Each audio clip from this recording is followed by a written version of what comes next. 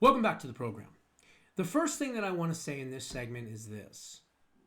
For over 5 years, I have been reporting on everything having to do with the COVID vaccines, the COVID bioterrorism, which of course it is, but more importantly, the side effects of these vaccines and what it can do to your health.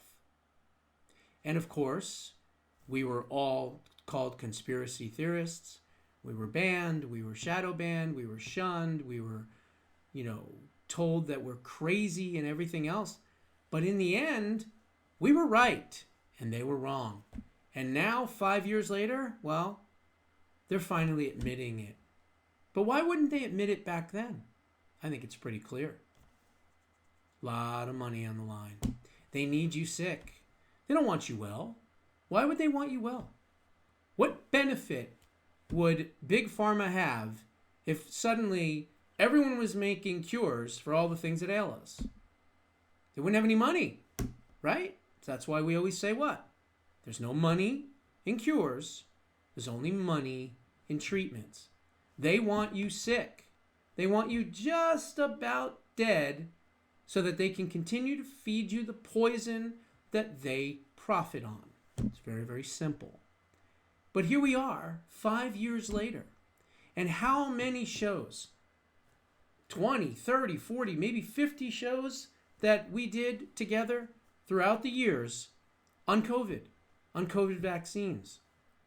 Everything from the Wuhan lab, everything from things that no one was covering, like TheroGrippers that they can install into the tests for COVID, to advanced cancers, to people being buried, and yet people going into a cemetery in Mexico, you probably remember the show, and you could literally get readings from inside their bodies on the technology that's in these vaccines.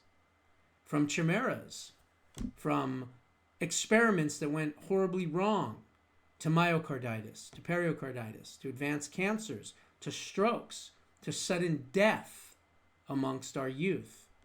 We covered it all. And when we covered it, we were told that we were crazy, that we were the ones that were the liars, that we were the ones that didn't believe in science. No, we just didn't believe in their bullshit science. Their paid for science, which of course I cover in chapter 7 of Preserving Liberty. But here we are, 5 years later. Ask yourself, how many people have been held accountable? Go ahead, ask yourself. It's a huge number. 0. No one. No one has been held accountable. And that needs to change. Because if it doesn't, guess what? They're going to try this shit again. I don't know when, but they will. And who knows? Maybe they could do it before the 2028 election, knowing that they're going to get their ass kicked again. We have to think like that. We have to. You have to be a skeptic. You have to not trust the medical establishment, not trust the government, not trust anyone but yourselves. And if you do, you'll be better off for it.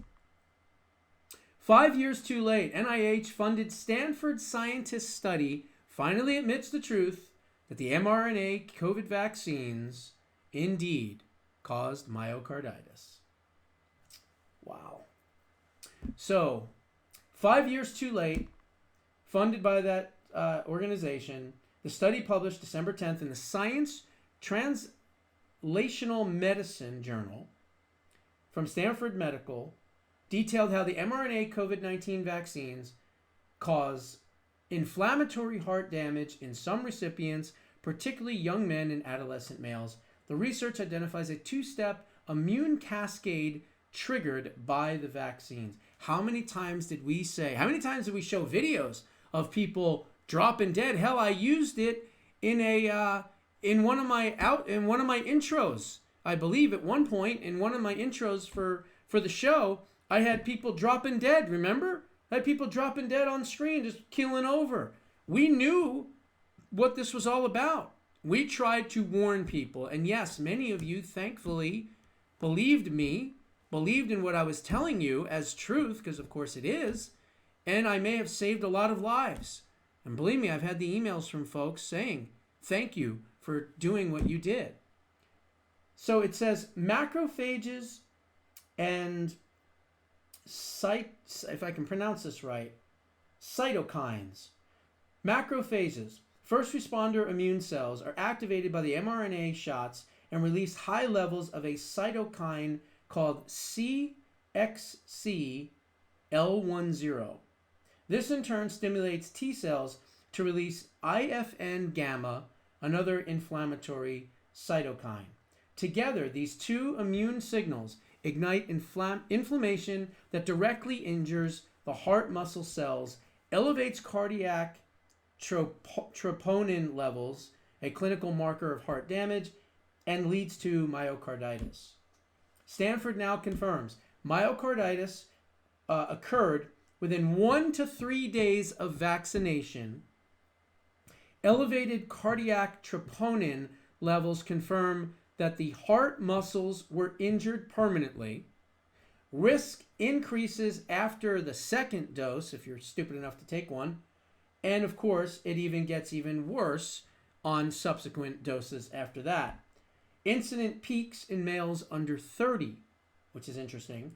According to the study, about 1 in 140,000 developed myocarditis after the first dose, about 1 in 32,000 after the second dose, and among young males, the rate rises to 1 in 16,000. Stanford researchers didn't stop at the data analysis. Instead, they vaccinated young male mice and observed elevated troponin levels. They found that macrophage and neutrophil infiltration was present into the heart tissues. Replication of that damage using human cardiac spheroids, not like, I can't pronounce it, spheroids, spheroids, like a sphere, lab-grown heart-like tissue that beats rhythmically. When exposed to the vaccine, stimulated immune signals, the cardiac issues and their tissues showed considerable damage.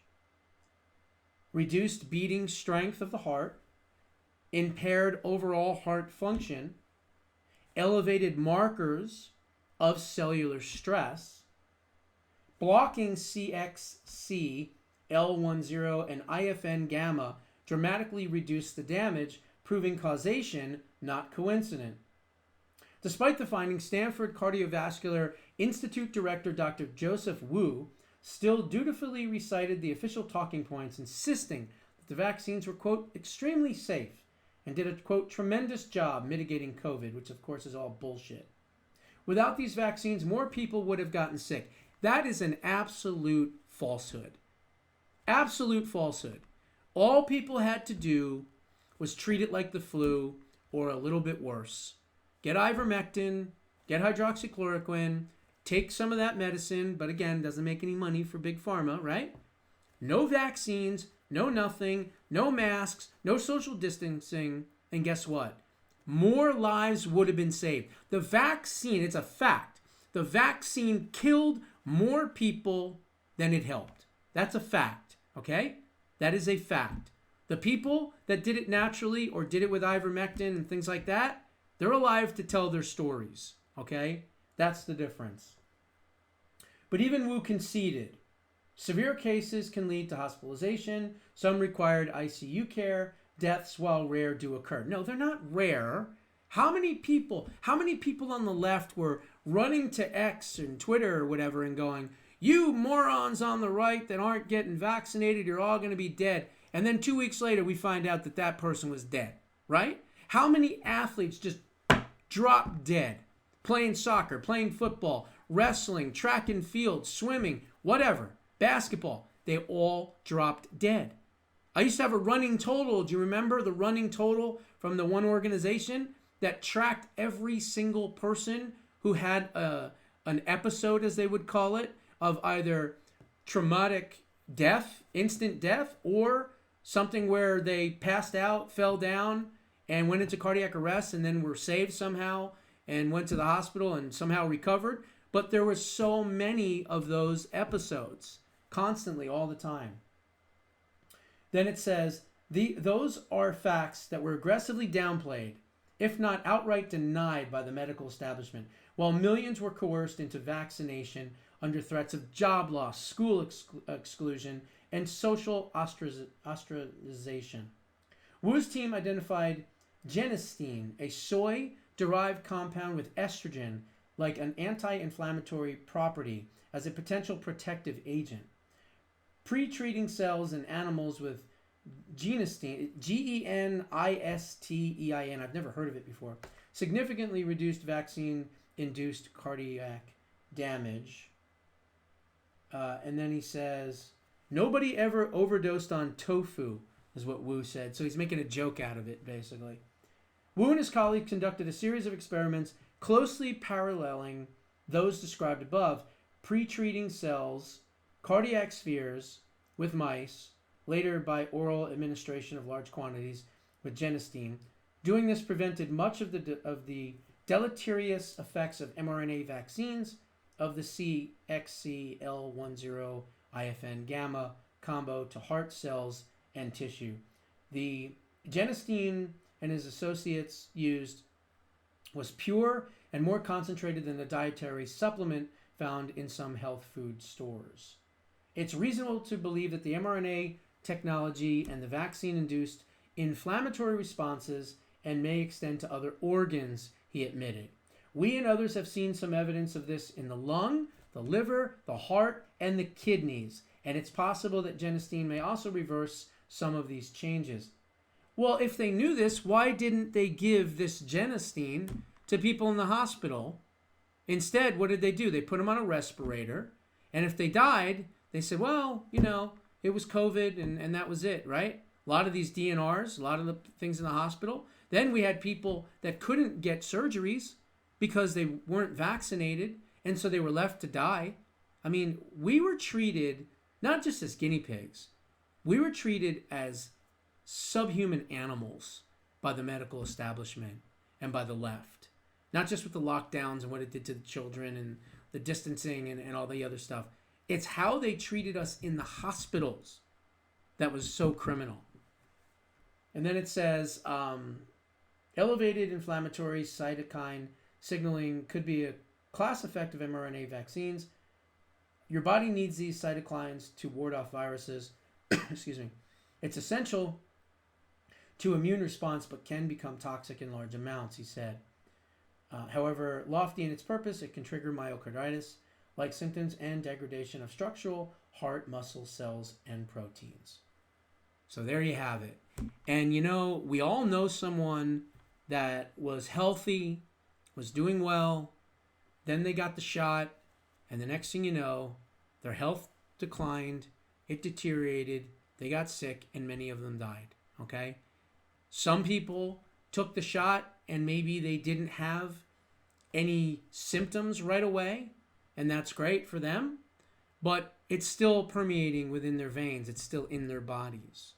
My father-in-law, he seemed to be very healthy, 78 years old, 79 actually, healthy, he was, mobile and moving around and working and doing all the kinds of things. And then all of a sudden in July, he just went downhill fast. It was gone within a month. And now my mother, diagnosed with stage 1 lung cancer. Now, granted, she was a smoker for a lot of years in her younger years. I'm sure she regrets doing that. They say that it's early and that it's treatable and that her lymph nodes are, quote, tiny and things look good, but she'll know more December 22nd. But she's going to have a PET scan done and things like that.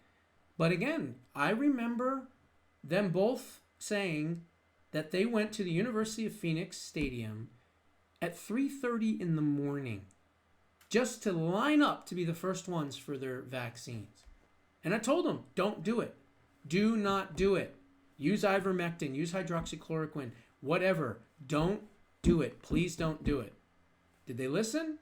No, they did not. So it is what it is. People are going to listen. People are not going to listen. People trust government. People don't trust themselves. People want to believe in the scientific community rather than common sense. Okay, fine. You're on your own. You make your own choices. You make your own decisions. I just pray that the people that made these bad decisions don't have to suffer the consequences of those decisions. But unfortunately, that's not how it works, because typically that's exactly what happens. You do suffer the consequences of your bad decisions. And when you are gullible, when you believe the state, when sadly many of you were coerced into it to keep your jobs, it's unfortunate. But that's the medical establishment for you. And I'll tell you right now, as I said in the beginning, how many people have been held accountable? The answer, 0. You know what their punishment should be? They should all have to have an injection in their heart of their favorite drug that they pushed on us. I think that, in and of itself, would be justice. Those are my thoughts. What are yours? Put them down in the comments below. We'll see you in the next one.